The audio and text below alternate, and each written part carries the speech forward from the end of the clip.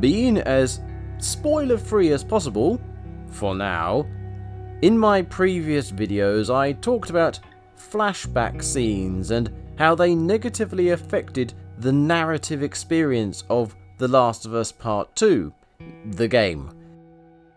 These flashback scenes held the context for events that players had already experienced, and I suspected they were implemented as flashbacks later rather than sooner, so players didn't have to watch a hour-long or longer intro cinematic before actually getting to play the game. Unfortunately, this had the side effect of turning these setup scenes into attempts at shocking, emotional gut punches. Problem is, a lot of players didn't see these flashbacks as they had already quit the game after being thrown into a situation they didn't understand and were subject to events they didn't like. Those players that did make it far enough to see the contextual scenes were annoyed because they didn't get to see them sooner or felt like they were being manipulated. All in all, the flashbacks were a bad idea, and I suggested in my videos that these scenes needed to be put into consecutive order to avoid this problem with Season 2 of the show. And, shocker, that's what they did. Mostly, sort of, I'll say more in the spoiler section in a minute.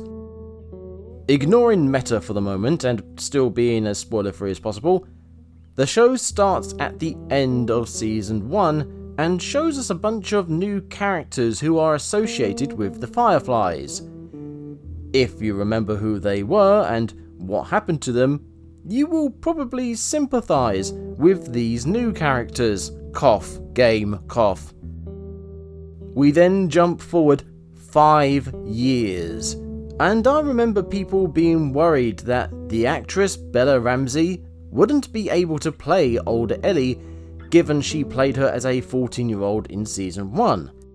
But the actress is portraying 19-year-old Ellie just fine as she lives out her life in a post-zombie apocalypse community where she's the adopted daughter of not only an important town figure, but a respected, and let's be honest, slightly feared one at that. We get to see a lot of Ellie and a lot of Joel in this first episode, and I was on the money that the boy we see Joel talking to in the trailer was his nephew. There's something that said nephew does in this episode that I want to elaborate on, so stick around for the spoiler section for that.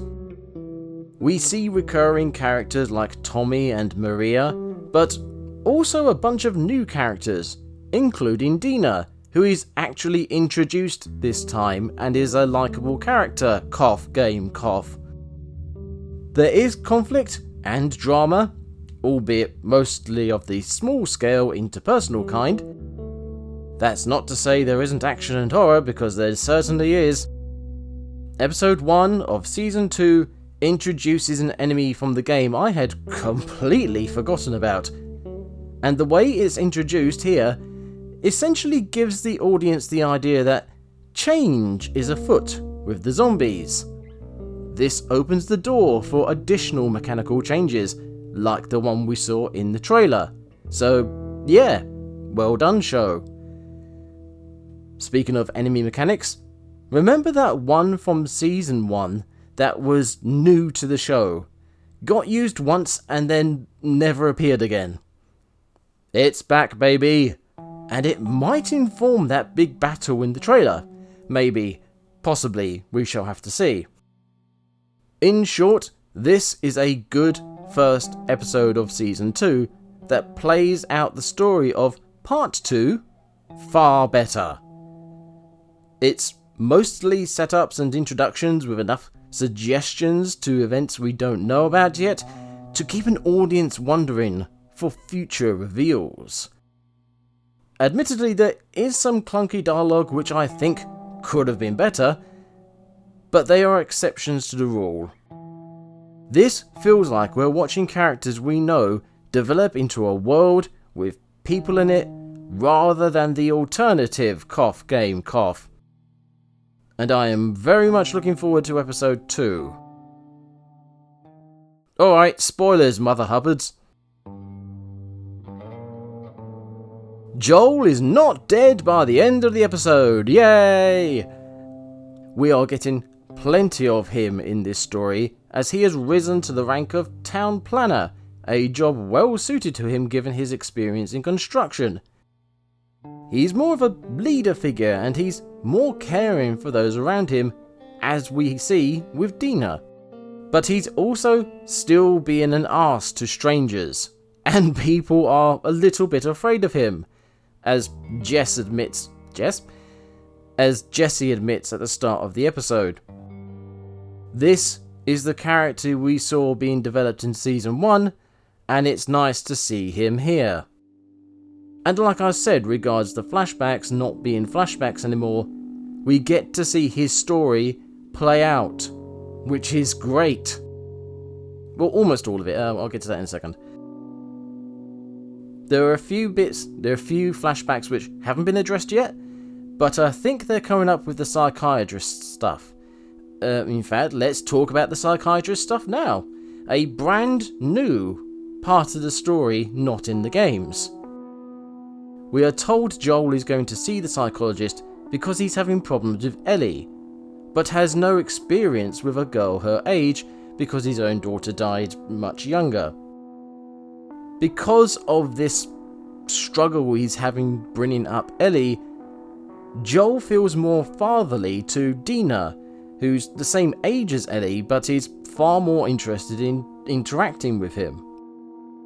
And it's great to see that they're doing something with Dina in the show, as opposed to game Dina, who is just that girl who got bounced around between characters and everyone was sleeping with.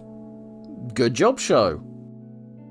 Given we have jumped 5 years into the future, the psychiatrist also allows Joel to provide us with, yep, that's right, the flashbacks to his and Ellie's in-between scenes. We haven't seen them yet, but I expect that's where they're going to turn up. And this is also where I suspect Joel is going to reveal Ellie knows about the fireflies.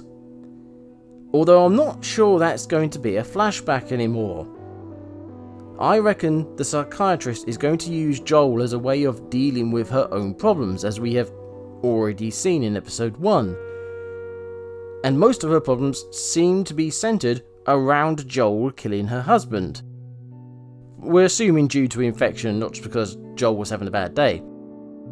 This will allow Joel to, eventually, tell the psychiatrist about the hospital, which breaks whatever psychological barrier Joel has up about it, which will then allow him to tell Ellie, who will then get mad at him before going off on her fated patrol. Potentially, maybe, possibly, that's my idea for it anyway. I'm sure there's a better way of doing it, but it's 20 times better than Ellie finding a random tape in a random bag. At least now, it will be Joel's choice. Again, maybe, possibly, that's what I'm taking from episode 1. But speaking of Ellie, we get to see what kind of a young woman she's become. Tough, sarky, bullheaded, introverted, all of which is mirrored from Joel in this episode, which is why they have such personal conflicts between them. I.e., the dance scene, which we get to see play out in continuity game. The overprotectiveness of Joel, which in his case is caused by a lack of experience as a father of a teenage daughter, makes Ellie push back against authority figures and other forms of protectiveness, like putting her on gate duty instead of patrol, or telling her to stay out of the zombie-infested building. Characters interacting and developing in ways we understand and appreciate. Well done, show. I really hope it all plays out well, and as it stands, I imagine the Joel reveal happens at the end of episode 2 and Joel dies in episode 3. Or maybe he doesn't. Again, that is an option. This brings me on to Abby, and oh my god does she look different. Everyone and their mother has pointed out how the actress doesn't look like game Abby, but I didn't know how bloody tiny she is. She's also not even attempting to sound like Abby, unlike the other actors who are putting in various degrees of effort to mimic the game characters. Looking at you, Pedro.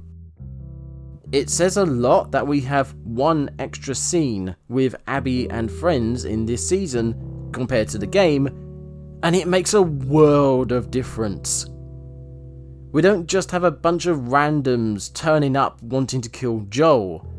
Now we know who they are and why they turn up. With a sprinkling of context, game confusion turns into TV dread. Well done, show. Speaking of dread, the enemy mechanics are back in the show. I have a slight problem with how casually everyone reacted to seeing roots in a drain, like their first instinct wasn't to panic at the sheer sight of it. But then I suppose there are more than just one type of roots, and maybe they thought they looked dried and dead. At any rate, the communicating roots have made an appearance. And so too have stalker zombies, the new mechanic I mentioned, which allows for the spores to make an appearance later.